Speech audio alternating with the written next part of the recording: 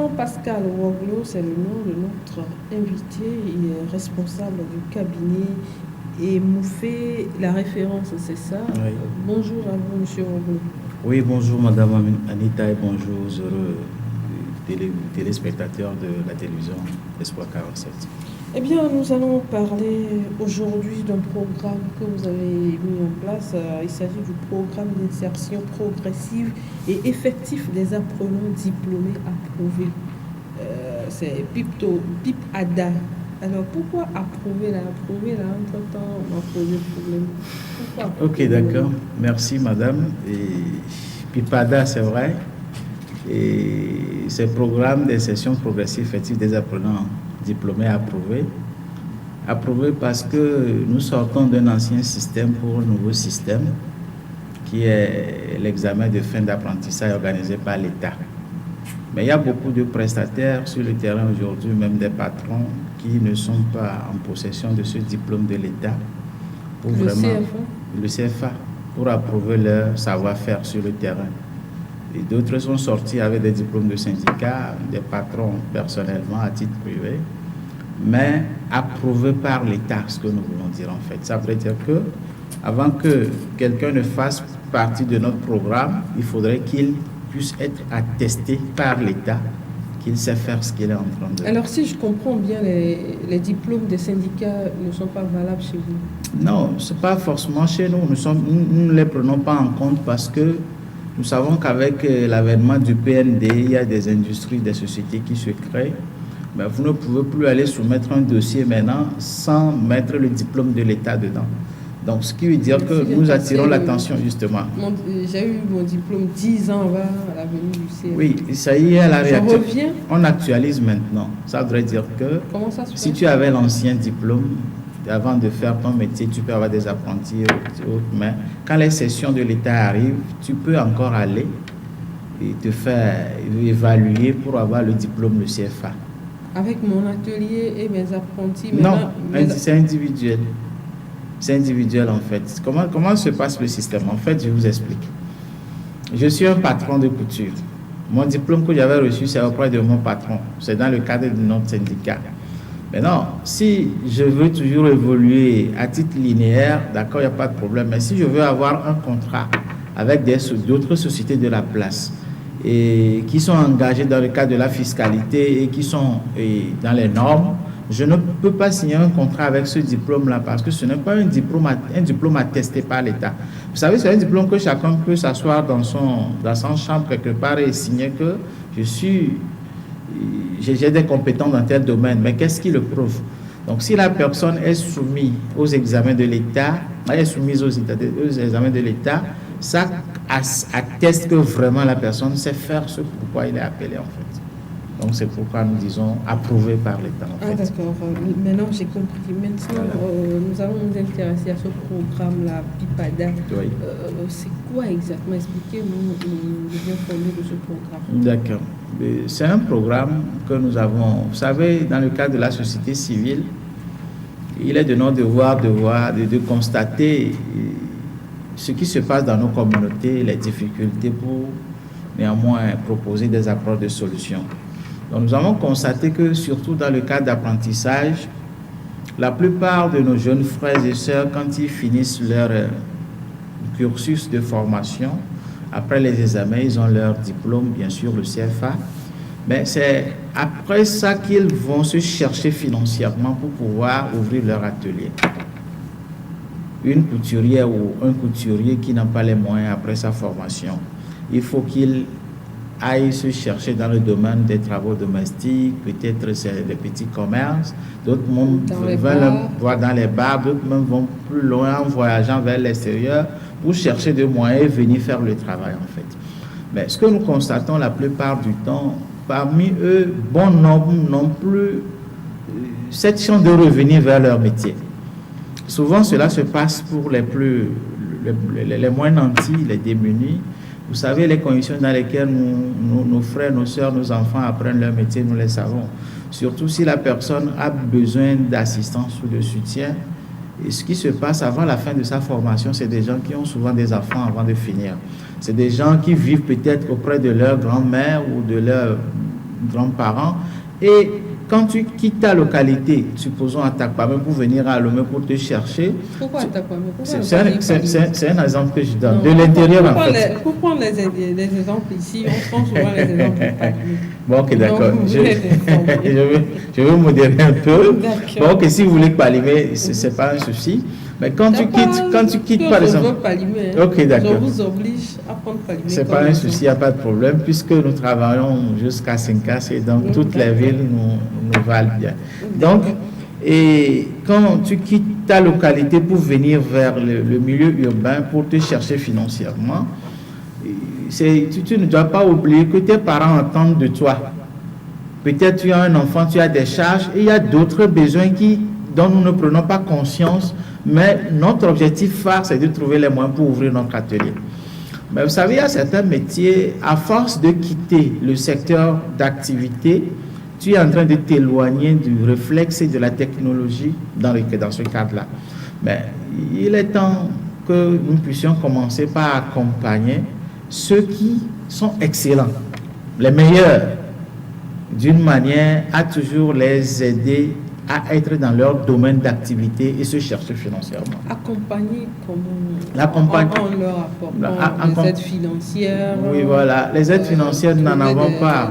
Voilà, nous n'en avons pas, mais qu'est-ce que nous proposons en fait? C'est un programme qui est déroulé sur 3 ans. Il y a plusieurs projets, donc il y a des différentes phases. Et l'histoire de la société civile, de nos activités antérieures, nous ont appris que les gens sont plus aisés dans l'assistanat et de la tête jusqu'au pied, ils ne veulent pas s'adonner en fait. Et quand vous voulez aider une communauté, ils ne sont pas prêts à contribuer un temps soit peu pour avoir leur contribution aussi. Donc ce que nous disons, c'est un système un peu complexe et il nous sera très difficile de commencer par mettre ça en œuvre dès maintenant avec les apprentis qui ont fini leur formation. Donc durant les 3 ans, nous avons plusieurs activités pour amener ceux qui ont commencé par apprendre leur métier dès maintenant à prendre conscience des difficultés d'insertion professionnelle, des enjeux sur le terrain, du programme que nous avons mis en place, pourquoi nous l'avons mis en place avant de commencer par les accompagner. Donc si nous avons par exemple un centre de couturier à l'intérieur dans une localité, je pense qu'il nous revient maintenant de signer des contrats avec d'autres sociétés qui sont dans les habits de costume, les sociétés de sécurité, ces consorts, pour pouvoir prendre des contrats pour ces centres et leur permettre d'avoir du travail. Et c'est sur les fonds de ce centre-là qui seront payés, mais bien payés. Et ils seront très bien payés pour pouvoir faire leur temps qu'il faut faire dans le centre et aller ouvrir leur atelier et laisser la place aux autres qui sont... Récapitulatif, s'il vous voilà. plaît, pour permettre à ceux qui nous suivent de bien comprendre. Je comprends. Quand vous faites les 3 ans, oui. 3 ans d'apprentissage ou bien 3 ans après l'apprentissage? 3 ans de nos activités sur le terrain pour conscientiser les apprentis. D'accord. Les apprentis qui sont en cours de formation, les motiver. Ce sont les années d'expérience du programme, si je comprends. Justement, ça dit l'année d'implantation du programme avant la mise en place des centres qui va recueillir les apprenants après leur formation. Alors, c'est la quatrième année déjà?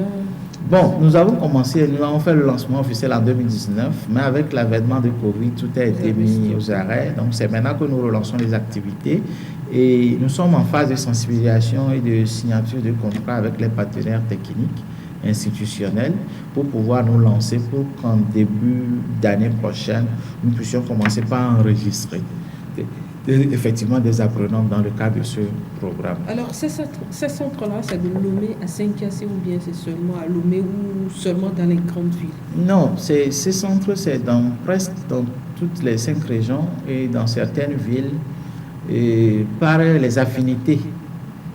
Les affinités, c'est quand je parle des affinités, ça veut dire qu'il y avait un document sur lequel nous nous sommes basés pour mettre en place ce programme. Chaque ville, chaque localité vis-à-vis de ses climats et de ses cultures ont leur domaine d'activité approprié. Que ce soit artisanal, que ce soit animal, que ce soit la production végétale, que ce soit les halieutiques et ses consorts. Donc c'est sur cela que nous nous sommes basés pour planifier la mise en place de ces différents centres selon les localités, parce que c'est là où on peut trouver des métiers phares qui contribuent économiquement à notre développement. Donc c'est à base de ce document-là que nous avons défini ces centres-là. Donc, et le plus important, je veux le dire rapidement, c'est que ce n'est pas tout le monde qui sera pris en charge par le programme, c'est les meilleurs. Mais tu peux être meilleur, être premier de ton centre, mais ne pas être pris en compte par le programme parce que tes parents ont les moyens pour te mettre en place un centre, un atelier, juste après la formation. Peut-être tu as un programme de voyage après ta formation, donc tu n'es pas pris en compte, mais c'est les démunis qui ont de bons résultats, mais qui n'ont pas les moyens, qui seront obligés d'aller se chercher. Vous faites dire que cette personne est démunie ou pas? Oui, c'est ça. Aujourd'hui, à Lomé, c'est comme la nuit, hein, tous les chats sont morts. Non, vous savez, tout le monde n'a pas les moyens d'ouvrir un atelier après sa formation, mais d'autres en ont. D'autres ont les soutiens. Nous savons très bien, mais aujourd'hui, c'est pas évident de savoir tout de suite que telle personne n'a pas les moyens, telle personne. C'est la raison pour laquelle. Je veux savoir les critères pour mettre en place pour déterminer ces personnes. Justement, vous savez, nous sommes des sociologues et faire 3 ans de parcours avec des gens, nous saurons identifier leurs besoins avant qu'ils ne finissent. C'est pourquoi nous ne nous jetons pas dans la mare pour commencer par prendre des gens. Mais nous les observons du début jusqu'à la fin de leur carrière, en fait, de leur cursus de formation, et nous saurons les identifier, qui a besoin, qui n'en a pas besoin, en fait. Maintenant, le volet social du programme, je vais l'expliquer rapidement, c'est que si nous t'accompagnons à mettre en place ton atelier, tu peux apprendre un métier peut-être à Badja ou bien à Tablego, mais ton objectif, c'est d'aller ouvrir ton atelier à Palimé, comme vous le voulez, très bien, ou à Takpamé, si je reviens sur le départ. Voilà. Donc, vous voyez, celui qui veut ouvrir son atelier à Palimé ne nécessite pas les mêmes moyens que celui qui veut ouvrir son atelier à Lomé. Ça, c'est sûr. Donc, c'est en fonction de tout ça que nous allons évaluer ce dont tu as besoin pour ouvrir ton atelier, et ça va déterminer le temps que tu vas faire au centre avant de partir du centre. C'est pas un moyen d'exploitation de l'homme par l'homme, ça? Non, c'est quand vous dites... Si j'ai besoin d'ouvrir mon atelier à Lomé, par exemple, peut-être que j'ai besoin de 1 million. Quelqu'un qui a besoin d'ouvrir son atelier à Djarpanda a besoin de 300 000. Oui. Ça veut dire que celui qui a besoin... Il va passer 10 ans ici, lui va passer 3 ans. Justement, passer vis-à-vis de tes moyens dont tu as besoin. C'est quand même mieux que d'aller te chercher dans un domaine qui te désapprend pratiquement. Parce que celui qui, par exemple, a appris le métier de couture et est parti faire de petits métiers, de petits commerces dans la zone portuaire, se faire employer et qui ne pratique plus son métier, en fait, le temps là lui désapprend. Mais il ne sera d'ailleurs même pas payé comme ils ne sont pas dans un système de commerce. Ce n'est pas que nous les engageons pour les payer, mais ils sont payés sur les frais du centre. C'est-à-dire? Quand nous signons des contrats, nous signons ces contrats-là pour le centre d'activité, en fait. Donc les contrats leur viennent. Nous les aidons seulement à signer des contrats.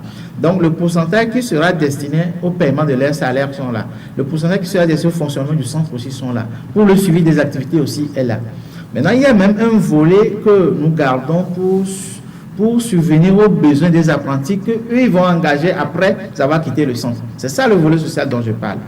Ça veut dire que quand tu es passé par notre centre, tu es bien payé, tu as même été assisté par certains de nos partenaires que nous ne voulons pas encore dévoiler, parce qu'on peut les assister, les accompagner aussi par des matériels pour anticiper leur départ du centre, pour permettre à d'autres de venir aussi continuer dans le centre, dans la même logique. Et vous savez, quand vous partez dans une localité, vous êtes obligé d'engager 3 enfants. Vous pouvez avoir plusieurs apprentis, nous on ne refuse pas, ça peut être une dizaine. Mais vous allez identifier 3 enfants dans le besoin que vous allez accompagner du contrat jusqu'à la fin de formation. Et si je vais choisir des gens de ma famille, comment vous le saurez? Même si c'est des gens de ta famille, essentiel que les critères soient établis, que c'est des gens nécessités. Non, c'est ça. Il y a le favoritisme qui va entrer en jeu. Mais même si je vais choisir les gens de ma famille. Oui. Au même moment, à côté de moi, il y a une fille ou un garçon qui, ses parents n'ont pas les moyens. Non, quand vous nous présentez les enfants accompagnés, parce que leur prise en charge sur le plan nourriture, peut-être logement, reviennent sur les charges du centre. Donc, nous n'allons pas nous lever, les accepter comme ça, nous allons mener nos enquêtes, c'est bien sûr, mais l'essentiel, ce que je veux vous dire, vous savez, dans notre domaine social, on ne peut pas tout faire à tout le monde. Il n'y a que certaines personnes qui peuvent passer par le programme. Même si le besoin est énorme, nous ne pouvons que faire une partie de ce que nous proposons. L'essentiel, c'est de faire quelque chose. Alors, dites-moi, pourquoi vous vous intéressez particulièrement aux apprentis, si on peut le dire ainsi? Est-ce que vous êtes passé par les mêmes difficultés pour savoir que... Non, les mêmes difficultés, je dirais non. Peut-être que vous avez appris un métier, non, vous n'avez pas eu la chance. Voilà. Pourquoi avoir choisi, pourquoi ne pas choisir peut-être, je suis avec les cadres, pourquoi ne pas choisir peut-être des techniciens? Ok, très bien. Ou bien ne pas choisir le programme, des diplômés. Le programme ne s'est pas seulement limité aux apprentis. D'accord. Ça s'est également élargi pour même leurs patrons, dans le cadre d'un système d'alphabétisation que nous avons pour la mise en place des centres d'alphabétisation pour accompagner les patrons qui ont les complexes de niveau. Et parce que vous savez, actuellement... Vous avez appelé ça complexe. Est-ce qu'ils vont accepter... Non, c'est complexe. Est-ce qu'ils vont accepter se rendre dans ces centres? Non, appelons les choses par leur nom. Parce que quelqu'un qui est complexé, on sait comment ça se passe. Non, ce qui se passe... Maintenant, la personne est complexée. Est-ce que cette personne acceptera quitter son atelier à 18h et dire je vais dans mon centre d'alphabétisation? Justement, c'est ça. C'est là où se trouve notre enjeu. Et c'est pourquoi nous avons initié ce programme. Et les gens, vous voyez, quand vous les observez, vous les écoutez, nous sommes avec eux dedans, nous les écoutons, c'est des gens qui ont des besoins, mais ne savent pas par quel canal l'exprimer et se faire assister, en fait. Mais nous ne prenons pas que les patrons, mais nous prenons aussi, ça va vous paraître bizarre, mais le secteur de conduite de taxi-moto, les émidiamans. Oui. Les émidiamans... Avec eux, vous faites quoi comme ça? Voilà, justement. Vous savez, beaucoup, je ne dirais pas... Non, non, vous savez, nous avons toujours cette tendance de les prendre comme des gens agités, des gens, entre guillemets, irresponsables et je ne sais pas comment l'expliquer. Mais, vous savez, parmi ces conducteurs, nous avons des diplômés. Nous avons des patrons d'ateliers même qui ont abandonné leur métier parce que ça finit par aller mal. Et parce que vous savez, il n'y a pas des exigences pour faire partie de ce corps-là de métier. Même moi, quand je sors de ce studio, je peux prendre ma moto et commencer par conduire. Donc ça veut dire que le jour au jour, l'effectif ne fait qu'augmenter. Mais nous attendons tout de l'État. Il est temps maintenant que nous commençons par réfléchir sur nous-mêmes. Nous commençons par nous apporter des solutions appropriées à nos besoins parce que, vous savez, ceux qui sont au sommet de l'État ne peuvent pas maîtriser à 100% les réalités que nous vivons tous les jours. Donc maintenant, il faut les mêler à la chose. Et comment nous le faisons? Quand je parle des diplômés, nous avons des non-diplômés également. Les gens se sont jetés au départ, très jeunes, adolescents, et ils ont fini par faire le mariage, ils ont des enfants, ils ont des charges, le loyer et tout. Maintenant, on ne peut plus demander à ces gens d'aller maintenant laisser tomber la moto, d'aller apprendre un métier. Ce n'est pas possible. Comment ils vont gérer leurs charges? C'est pourquoi, à partir de ces centres et par le canal des chambres de métiers, nous négocions pour que, nous savons, chaque zone, chaque secteur a ses journées mortes. Quand nous prenons par exemple Tchévier, la ville de Tchévier a ses jours d'activité appropriés où les conducteurs trouvent leur compte. Quand nous prenons par vendredi ou les jours approximatifs de vendredi, peut-être le jeudi et le début de semaine. Donc, c'est à eux maintenant de nous identifier au moins 2 ou 3 jours de la semaine où ils ne sont pas trop actifs sur le terrain. Et de ces 3 jours-là, ils se feront former par des techniciens au sein des centres, au sein de ces centres-là. Et ça veut dire que nous leur donnons l'occasion d'apprendre un métier tout en continuant pas à conduire la moto. Et le jour où ils décideront de laisser tomber cette activité, ils ont un diplôme sous la main qui peut leur servir, qui peut leur permettre de s'en sortir. Sinon, ils seront acculés par peut-être d'autre part des cas d'accident, d'autre part des cas de fatigue sous le coup de l'âge ou des maladies que nous connaissons très bien. Donc, qu'est-ce qu'il faut faire pour les aider? C'est ce système que nous avons mis en place dans le cadre de ce programme exactement pour les accompagner un temps soit peu et les former. Maintenant, d'autres sont parmi eux, ils ont déjà les compétences, mais ils ont viré sur ce terrain-là. Donc, qu'est-ce qu'il faut faire maintenant? Il faut les organiser des recyclages. De ces recyclages, on va leur faire des rappels, des petits rappels, pour qu'ils passent l'examen du CFA et avoir leur diplôme, leur attestation de l'État, qui prouve que du jour au lendemain, on peut les aider à sortir de ce secteur-là. Maintenant, il faut quand même les accompagner sur d'autres plans. Nous avons analysé le secteur, nous disons que aujourd'hui, nos conducteurs de taxi moto sont nos GPRS à Lomé. Quand tu vas quelque part, il suffit de leur poser la question. Ils vont te montrer ou bien te conduire là où tu vas. Mais pourquoi ne pas monnayer cet aspect de leur métier? Là, nous disons, je vais vous expliquer ça. Nous disons qu'il faut créer un espace publicitaire mobile, que nous appelons ZEM Solidaire. Et quand aujourd'hui nous savons que à la radio, quand vous passez des communiqués à la radio, beaucoup ne suivent plus la radio. Les communiqués même, ça dit que les radios maintenant sont tellement beaucoup que chacun a sa préférence et on n'a plus le temps d'écouter le communiqué. Même en écoutant le communiqué, tu n'as pas parfois le temps de noter le numéro. Maintenant, même sur les mêmes radios, des sociétés cherchent des compétences dans des domaines pour les engager, mais ils conduisent à longueur de la journée, ils ne sont pas à l'écoute en fait. Donc quand ces sociétés passent par nous, nous pouvons réellement identifier ces compétences parmi eux. Alors, et les... Là, je vous arrête tout de suite. Oui. C'est une manière d'arracher les marchés aux médias, c'est ça? Non, ce n'est pas une manière d'arracher les médias, mais c'est une manière d'innover un peu, d'accompagner les entreprises à être efficaces dans leur communication. Donc chez nous, on n'est pas efficace, c'est ça? Non, je vais vous expliquer. Bon, ce n'est pas à moi de vous poser des questions, mais la télévision Espoir 47 c'est bien suivi, mais est-ce que vous êtes sur la chaîne satellitaire? Je ne sais pas. Moi, je ne réponds pas aux questions. D'accord, ok, merci. Je regarde poser merci. les questions. Maintenant, nous disons que par les radios, nous connaissons les limites actuellement. J'espère que vous avez au moins notre application dans votre téléphone.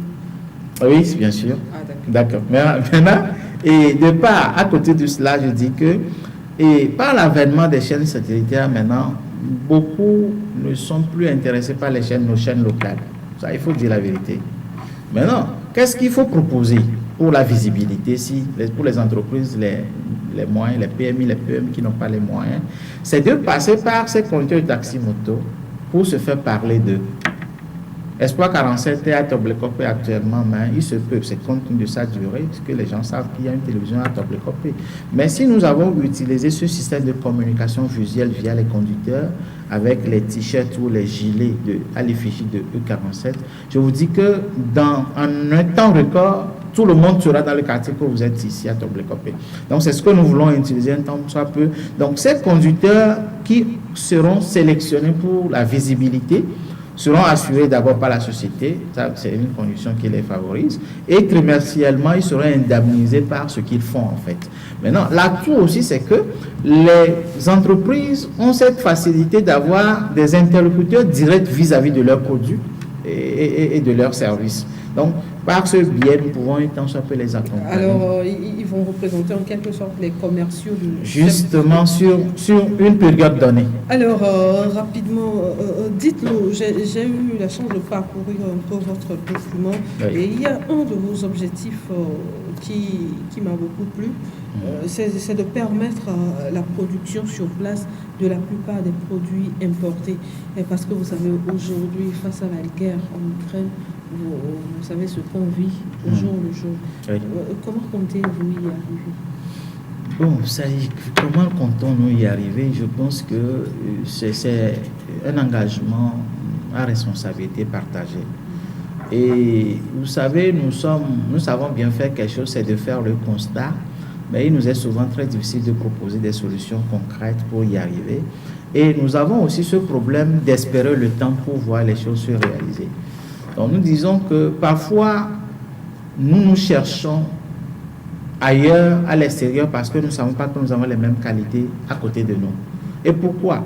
Justement parce que ces praticiens ou les auteurs n'exploitent pas suffisamment les moyens du TIC, de la technologie, de l'information, de la communication pour se faire connaître.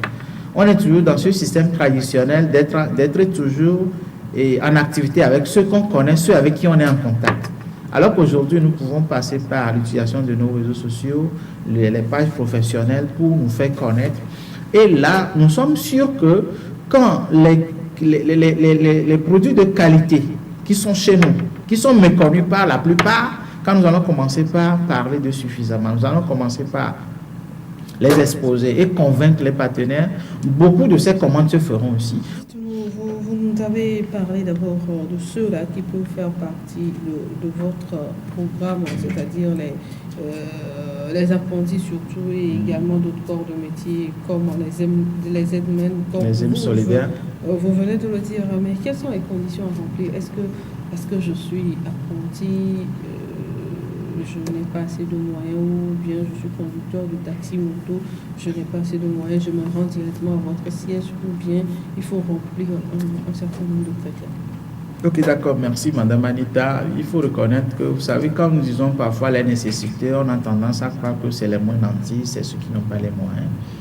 Mais on peut être assez nanti, mais être nécessité aussi. C'est-à-dire que l'assistance, l'accompagnement technique vont dans tous les plans.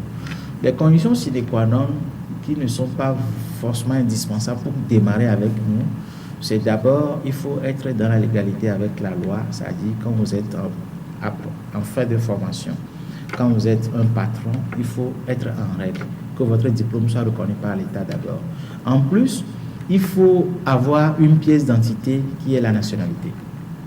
La nationalité, parce que d'autres utilisent aujourd'hui la carte d'électeur comme une pièce incontournable, alors que ça ne nous aide pas avec nos partenaires de l'extérieur pour justifier effectivement leur existence et les aider dans le cadre d'accompagnement, d'assistance.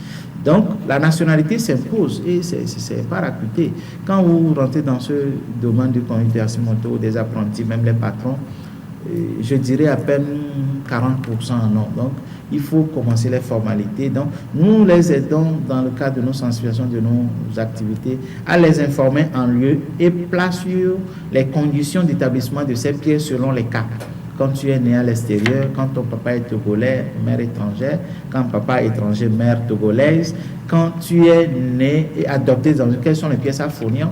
Donc on ne les laisse plus aller se chercher au niveau de la direction, faire des dossiers, avoir le contentieux, faire beaucoup de démarches avant de l'avoir. On leur donnera la chance de les informer. Voilà, donc par rapport au coût, on leur donne des informations. Avant de te lever, tu sais les pièces qu'il faut fournir, les moyens qu'il faut. Donc, justement, donc ça nous permet quand même d'évaluer effectivement le nombre que nous avons et pouvoir plaider leur cause auprès de nos partenaires avec preuve qu'il existe réellement, que ce ne sont pas des fictifs. Alors, merci à vous, Monsieur Messan Pascal. C'est moi qui vous remercie. Merci d'avoir fait le déplacement. Voilà. Et merci pour tout ce que vous avez apporté comme précision en ce qui concerne ce programme en PIPADA. Alors, donc, nous souhaitons d'avoir bonne chance et à nos frères et sœurs qui ont suivi cette émission et qui sont intéressés. Vous faites un signe ici, un d'entre nous qui va vous conduire directement au siège. Et puis vous allez demander d'autres renseignements. Peut-être il y a certaines choses qui ne sont pas dites ici. Vous aurez ces renseignements et bon pour préparer votre avenir. Merci à vous tous de nous avoir suivis. Je vous donne rendez-vous dimanche à partir de 13h.